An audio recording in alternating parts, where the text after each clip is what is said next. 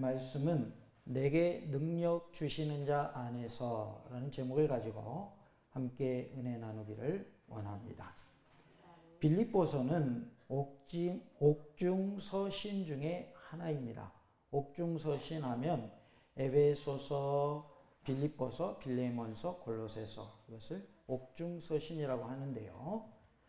오늘 본문은 바울 자신에게 헌금을 보내준 빌립보 성도들에게 감사의 내용을 전하는 그러한 내용입니다.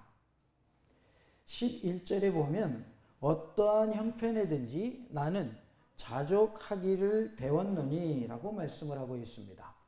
바울은 외적인 형편이 어떠하든지 근심과 걱정을 초월하며 살았습니다. 바울은 그리스도 예수님으로 말미암은 은혜와 평강을 덧입고 있었기 때문에 영적으로 그는 자유로운 삶을 누릴 뿐만 아니라 육적으로도 외적 여건을 초월하면서 자족하며 살 수 있었습니다. 바울의 자족은 그리스도 예수님으로 말미암은 자족이었습니다. 빌립보서 1장 21절에 이는 내게 사는 것이 그리스도니 죽는 것도 유익함이라 라고 말씀하고 있습니다. 바울처럼 예수님과 함께하는 삶이 되어서 자족하며 사는 은혜가 있기를 원합니다. 아멘. 할렐루야. 아멘, 아멘, 바울을 통해서 내게 능력 주시는 자 안에서 내가 무엇을 할 수 있는지 함께 살펴보므로 은혜의 시간 되기를 원합니다. 내게 능력 주시는 자 안에서 내가 모든 것을 할 수 있습니다. 13절에 내게 능력 주시는 자 안에서 내가 모든 것을 할 수 있느니라 라고 말씀하고 있습니다. 내게 능력 주시는 자 안에서 주신 사명을 잘 감당할 수 있음을 의미합니다. 우리 모두가 예수님께 사명 감당할 능력을 구하여서 주신 사명을 잘 감당하는 은혜가 있기를 원합니다. 아멘. 다 같이 봅니다. 예수님께 사명 감당할 능력을 구하여 주신 사명 잘 감당합시다. 바울은 모든 환경을 극복할 수 있는 능력을 받았는데 오직 그리스도 예수님으로 말미암는 능력이라고 밝히고 있습니다. 그가 모든 것을 이겨낼 수 있는 비결은 뭐라는 거예요? 예수님을 통해서 가능하다는 것입니다. 나를 능하게 하신 그리스도 예수 우리 주께라고 고백한 디모데전서 1장 12절의 말씀을 볼 때에 그리스도 예수님께서 바울에게 능력을 주시는 분임이 분명합니다.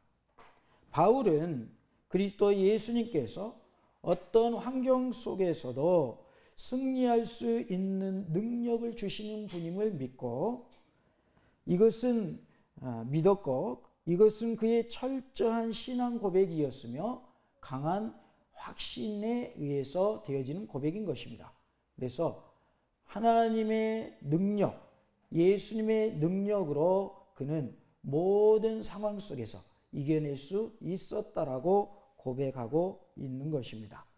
이처럼 그리스도인은 그리스도 예수님과의 생명적 관계 안에서 모든 형편에서 자족하게 되고 이길 힘을 갖게 되는 것입니다. 우리도 예수님으로 인하여서 어떤 형편이든지 이기고 승리하며 자족하며 살 수 있기를 간절히 원합니다. 우리가 그리스도인의 삶의 비밀이요 참된 능력의 원천이 무엇인가? 바로 예수님과의 관계에 있어서 우리가 모든 것을 이길 수 있는 그러한 것이 바로 비밀이다라는 겁니다. 예수님의 능력을 받으면 우리가 어떤 어려움도 이겨낼 수 있는 줄로 믿습니다. 또한 예수님이 주시는 능력 받으면 우리에게 주신 사명이 어떠한 사명이든지 간에 다 감당해 낼 줄로 믿습니다. 내게 능력 주시는 자 안에서라고 했는데요. 예수님께서 내게 능력 주시면 예수님께 내가 능력 받으면 이라는 뜻입니다. 예수님께서 내게 능력 주시고 예수님께 내가 능력 받으면 어떠한 일도 잘 감당해내는 은혜가 있을 줄로 믿습니다. 내게 능력 주시는 자가 누굴까요? 바로 예수님이십니다. 내게 능력 주시는 예수님 안에서 우리는 모든 것을 할 수 있음을 믿고 사명 감당할 능력, 성령님의 능력을 구하시기 바랍니다. 내게 능력 주시는 자 안에서 모든 것을 할 수 있다라고 말씀해 주고 있습니다. 내 능력에 맞는 일을 구하지 마시고 사명 감당할 능력을 달라고 구하시기 바랍니다. 우리는 때로 기도할 때에 하나님, 제가 감당할 수 있는 일만 제게 주세요 라고 기도할 수 있어요. 그러나 그것보다는 어떠한 일을 주시든지 간에 그 일을 감당할 수 있는 능력을 제게 주시옵소서 라고 우리는 구해야 할 줄로 믿습니다. 다 같이 해볼까요? 감당할 능력을 주시옵소서. 내게 맞는 능력을 구하지 마시고, 내 능력에 맞는 일을 구하지 마시고 내가 감당할 수 있는 능력을 더하여 주심으로 주님께서 주신 일을 잘 감당하게 하옵소서 라고 구할 수 있어야 하겠습니다. 능력에 맞는 일을 구하다 보면 더 이상 내 능력은 커지지가 않습니다. 왜냐하면 능력에 맞는 일만 주시라고 구했기 때문에. 그러나 사명 감당할 능력을 구하면 어떠한 일이 주어져도 그 일을 행할 수 있는 능력을 얻게 될 줄로 믿습니다. 내가 모든 것을 할 수 있는 것은 내게 능력 주시는 자 안에서라는 것을 결코 잊지 마시기 바랍니다. 내게 능력 주시는 분은 누구십니까? 바로 예수님이시요. 내게 능력 주시는 분은 성령님이시며 내게 능력 주시는 분은 하나님이십니다. 내게 능력 주시는 분이신 예수님께, 내게 능력 주시는 성령님께, 내게 능력 주시는 하나님께 구하시기 바랍니다. 나 스스로는 아무것도 할 수가 없습니다. 우리가 아무리 뛰어난들 하나님보다 뛰어날 수 없습니다. 하나님은 말씀하십니다. 나의 미련함이 너희의 지혜로움보다 승하다라고 말씀합니다. 우리가 아무리 지혜로워도 하나님보다 더 뛰어날 수는 없는 것입니다.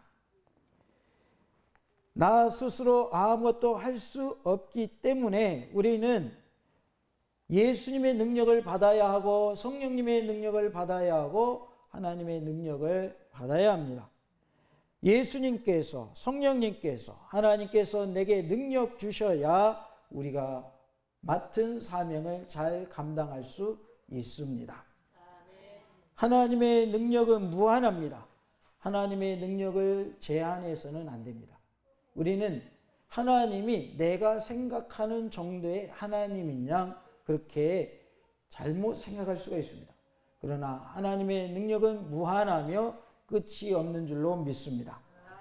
이사야 59장 1절에 여호와의 손이 짧아 구원하지 못하심도 아니요 귀가 둔하여 듣지 못하심도 아니라 그랬습니다. 하나님의 능력은 크고 커서 능력이 많으심으로 얼마든지 우리를 구원하실 수 있는 분이십니다.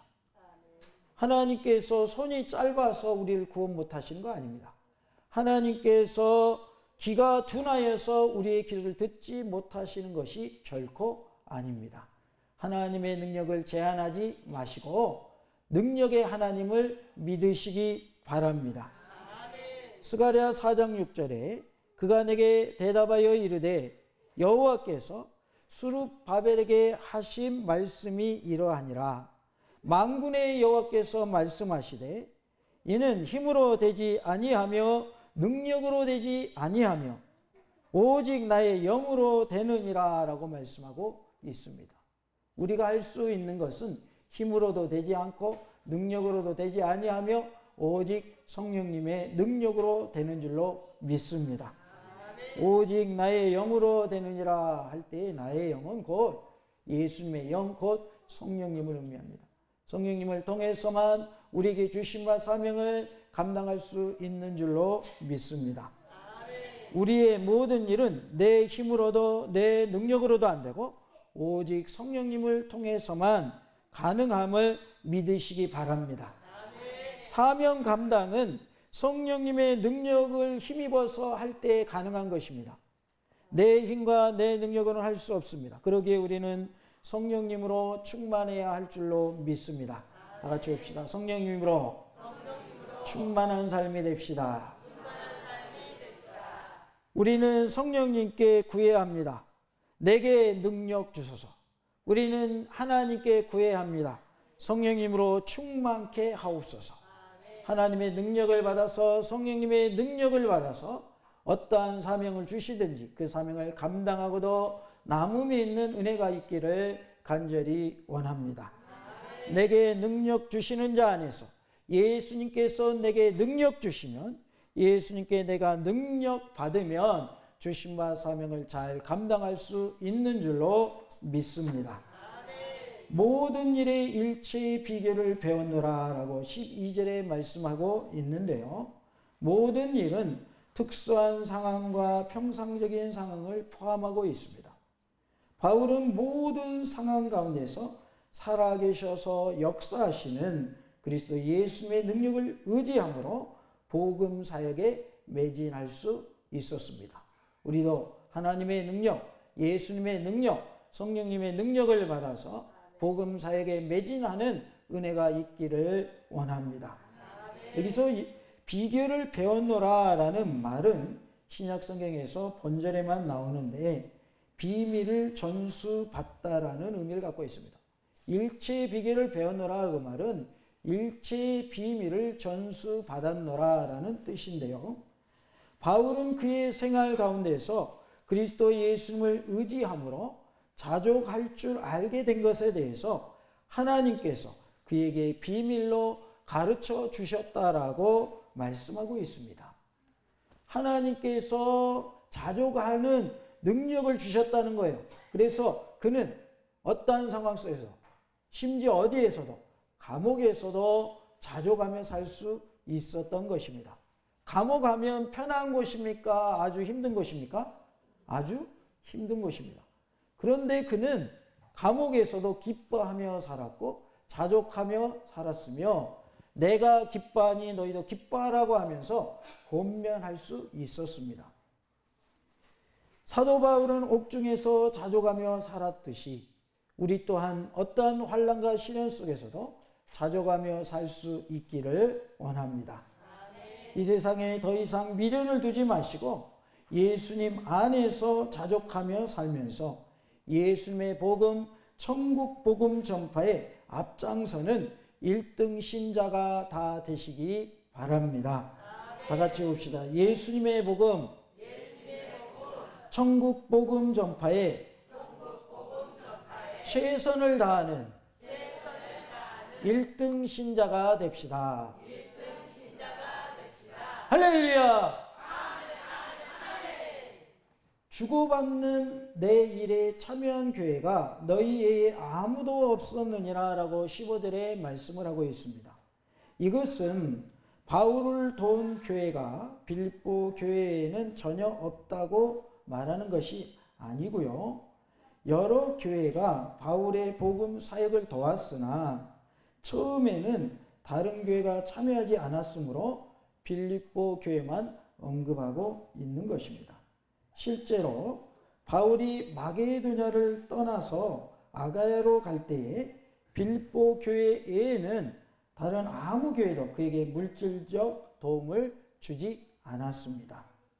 바울은 이 상황을 묘사하기 위해서 상업적 용어인 주고받는 내 일이라는 말을 사용하고 있습니다.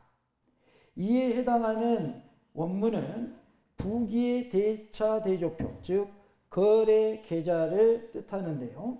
바울이 이러한 용어를 사용한 것은 교회가 복음 사역자들의 선교 비용을 충당하는 것이 마땅한 일임을 나타내 주고 있습니다.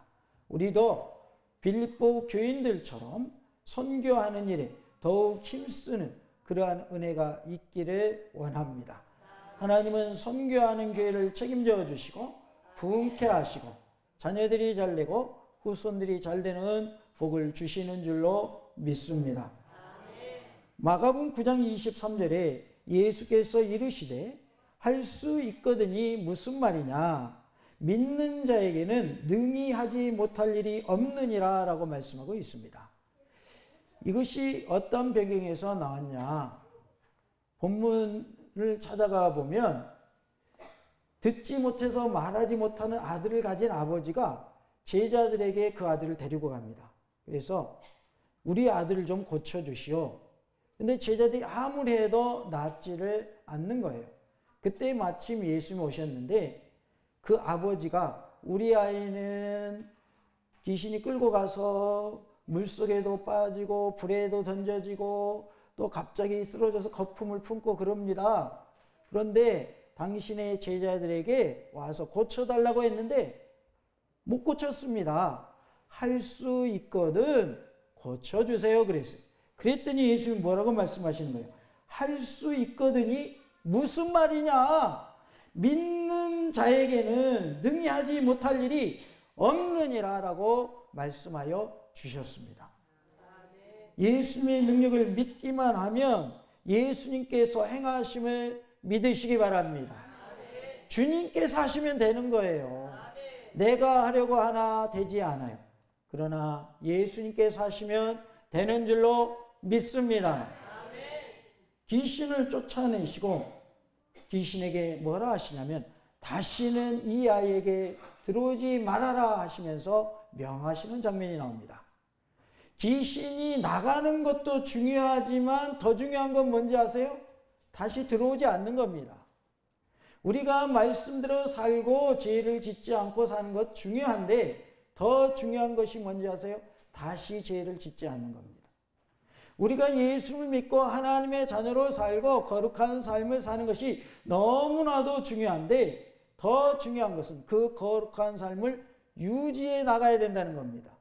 한때는 예수님 사랑하고 주님의 일에 충성했어도 그것이 끝까지 가지 못하면 하나님의 복이 임하지 못한다는 사실을 우리는 기억해야 할 줄로 믿습니다.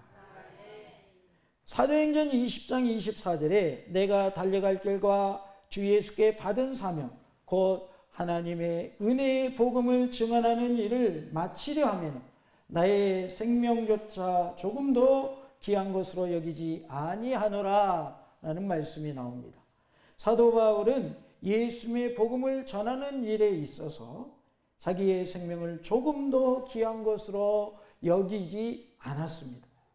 우리 또한 주 예수님을 위하여 목숨을 바칠 수 있어야 합니다.